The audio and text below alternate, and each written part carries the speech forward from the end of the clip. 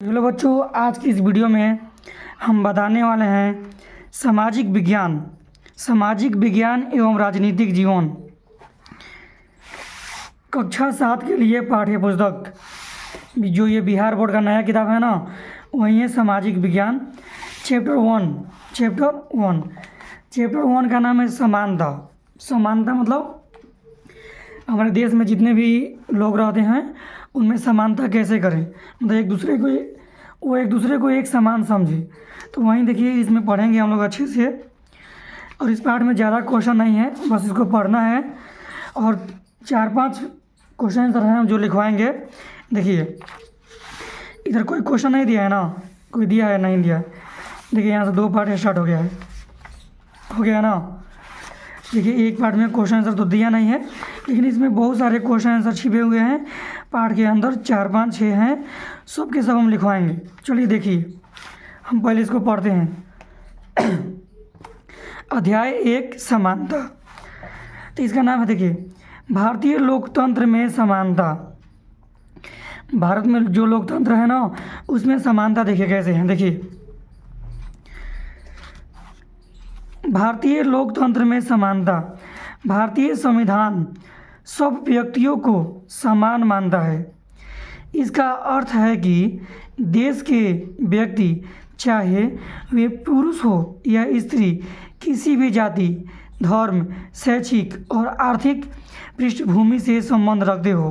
देखिए भारत का संविधान सभी व्यक्तियों को समान मानता है।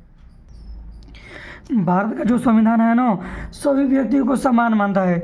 चाहे वे पुरुष हो या स्त्री हो, किसी भी जाति का हो, धर्म का हो, शैक्षिक हो, आर्थिक पृष्ठभूमि से संबंध रखता है। मतलब कोई भी जगह से हो, बिहार से, उत्तर प्रदेश से, लखनऊ से, कोई भी जगह से हो, उसको समान मानता है संविधान में लिखना है कि सभी व्यक्तियों को समान अधिकार है। देखिए आगे, वे सब समान माने जाएंगे, लेकिन इसके बाद भी हम यह नहीं कह सकते हैं कि असमानता खत्म हो गई है। इसके बाद भी हम लोग नहीं कह सकते हैं कि असमानता खत्म हो गई है। अभी भी कोई आदमी ये छोटा जात का है, ये बड़ा जात का है, सब बोलता है ना। ये काला है, ये गोरा है, ये गरीब है, ये अमीर है ना। ये इस जगह का है, ये इस जगह का है। ये सब भी अभी भी ये सब असमान मानते हैं। अभी भी असमानता ख़त्म नहीं हुई है। कोई आप ही लोग में कोई मानता होगा ये छोटा जात का है, ये बड़ा जात का है, ये दूसरी जगह का है, होता है ना। देखिए यार, लेकिन इसके बाद भी हम यह नहीं कह सकते हैं कि असमानता ख़त्म हो गई है। यह खत्म नहीं हुई है, लेकिन फिर भी कम से कम भारतीय संविधान में सब व्यक्तियों की समानता के सिद्धांत को मान्य किया गया है। जहां पहले भेदभाव और दुर्व्यवहार से लोगों की रक्षा करने के लिए कोई कानून नहीं था, अब अनेक कानून के समान तथा उसके साथ समानता के व्यवहार को सुनिश्चित करने के लिए मौजूद हैं। मतलब सभी जगह कहीं पर भी भेदभाव होगा तो कानून उसके लिए मौजूद है। समानता को स्थापित करने के लिए संविधान में जो प्रावधान हैं उनमें से कुछ निम्नलिखित है। प्रथम, कानून की दृष्टि में हर व्यक्ति समान है। इसका तात्पर्य यह है कि हर व्यक्ति को देश के राष्ट्रपति से लेकर कांता जैसे घरेलू काम की नौकरी करने वाली, मतलब कांता एक नौकरी है, छोटा नौकरी करने वाली महिला तथा सभी को एक ही जैसे कानून का पालन करना है। सभी को एक ही नियम से चलना है। दूसरा, किसी भी व्यक्ति के साथ उसके धर्म, जाति, वंश, जन्म स्थान, ये नहीं है, जन्म स्थान के बाद देखिए, जन्म स्थान और उसके स्त्री या पुरुष होने के आधार पर भेदभाव नहीं किया जा सकता। तीसरा, हर व्यक्ति सार्वजनिक स्थानों पर जा सकता है, जिनमें खेल के मैदान, होटल, दुकानें और बाजार आदि सम्मिलित है। देखिए क्या बोल रहा है कि हर व्यक्ति सार्वजनिक स्थानों पर जा सकता है। सार्वजनिक स्थान मतलब मंदिर हो गया, हॉस्पिटल हो गया, दुकान हो गया, खेल का मैदान हो गया, वहाँ पर भेदभाव नहीं होगा। चाहे किसी भी जाति का हो आप लोग जा सकते हैं, लेकिन अभी भी मंदिर में भेदभाव होता है ना, पूरी तरह से ख़त्म नहीं हुआ है। लेकिन आप लोग पढ़ लिख कर ये ख़त्म करें, आप लोग भेदभाव ना मानें। समझ गए ना? जितने भी बच्चे मेरे वीडियो देख रहे हैं वो भेदभाव आज से नहीं मानेंगे, क्योंकि भेदभाव मानेंगे तो आप लोग एक दूसरे से बटे रहेंगे। तो आप लोग एक रहिए, तभी तो मेरा देश आगे बढ़ेगा। सार्वजनिक स्थानों पर जा सकते हैं जिसमें खेल के मैदान, होटल। देखिए जब हम लोग का मैच होता है, IPL होता है ना हमारे देश में, मैच होता है तो उसमें देखिए किसी भी जात का लोग खेलते हैं कि नहीं खेलते हैं? खेलते हैं ना। दुकानें और बाजार आदि सम्मिलित है। सब लोग सार्वजनिक कुएं, सड़कों और नहाने के घाटों का उपयोग कर सकते हैं। समझ गए ना? चौथा, अस्पृश्यता अस्पृश्यता का उन्मूलन कर दिया गया है। शासन के ने संविधान द्वारा मान्य किए गए समानता के अधिकार को दो तरह से लागू किया है। पहला कानून के द्वारा और दूसरा सरकार की योजनाओं और व कार्यक्रम द्वारा। सुविधाहीन समाजों की मदद करके भारत में ऐसे अनेक कानून हैं जो व्यक्ति के समान व्यवहार प्राप्त करने के अधिकार की रक्षा करते हैं। कानून के साथ साथ सरकार ने उन समुदायों जिनके साथ सैकड़ों वर्षों तक असमानता का व्यवहार हुआ है, उनका जीवन सुधारने के लिए उनके कार्यक्रम और योजनाएं लागू की हैं। कितने भी बड़े पहाड़ी में लोग थे, कितने भी छोटे छोटे लोग थे जो अलग अलग जगह पर रहते थे, उसके साथ दुर्व्यवहार जो हुआ है ना, उसको भी सरकार ने उसका भी नियम बनाया है कि कोई अब नहीं करेगा। समझ गए?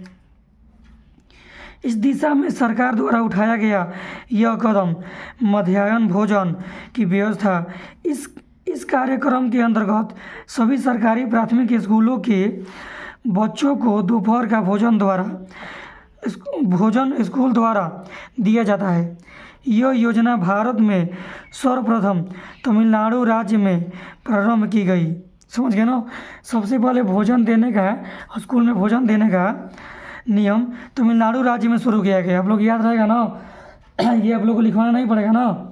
तमिलनाडु राज्य में शुरू किया गया और 2001 में उच्चतम न्यायालय ने सभी राज्य सरकारों को इसे अपने स्कूलों में 6 माह के अंदर आरंभ करने के निर्देश दिए। इसके बाद तमिलनाडु के बाद 2001 में 6 महीना के अंदर सभी स्कूल में ये नियम दिया कि आप लोग भोजन देंगे, मध्याह्न का भोजन देंगे। समझ गए? सभी राज्यों में।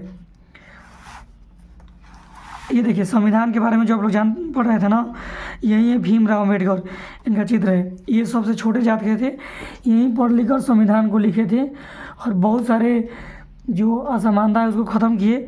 यही संविधान के निर्माता है, यही संविधान के मेन है। और जो संविधान को लिखे थे अपने हाथों से, उसका नाम है प्रेम बिहारी नारायण। उसमें कितने, कम से कम 100-200 लोग उसमें थे, तो उसका मेन यही थे। मतलब 100-200 लोग एक साथ डिस्कशन कर रहे थे कि ये लिखे कि ये लिखे।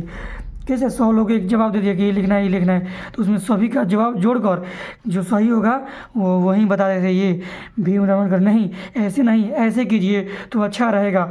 और सभी लोग को अच्छा लग रहा था तो वहीं लिखा जा रहा था। तो यही मेन थे, उसके निर्माता थे। कौन? डॉक्टर भीमराव अम्बेडकर।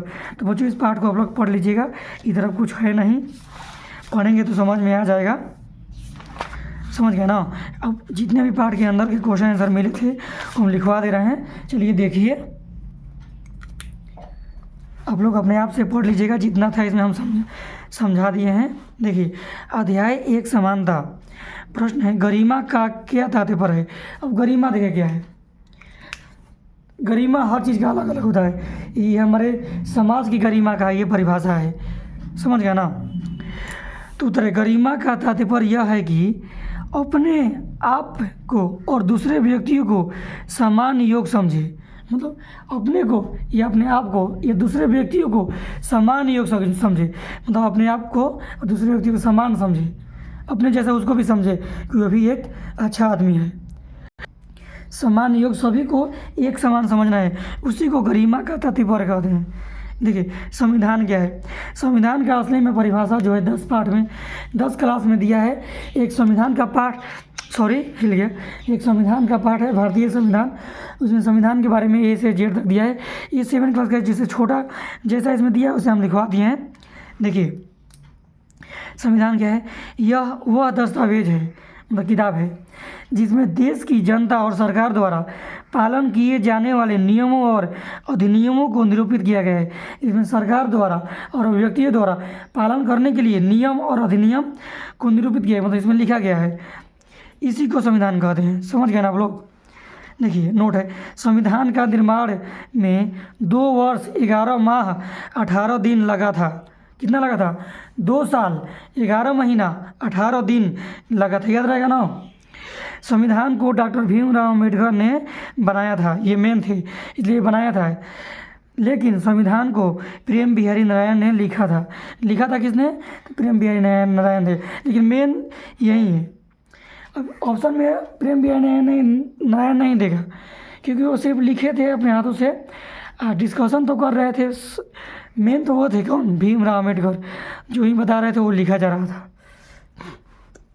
नोट है, जब कोई भी पुरुष या महिला 18 वर्ष की होती है तो वह वोट इंग्लिश में या फिर हिंदी में भी दे सकती है। तो ये आप लोग को वीडियो अच्छा लगता है आप लोग वीडियो को लाइक कीजिए।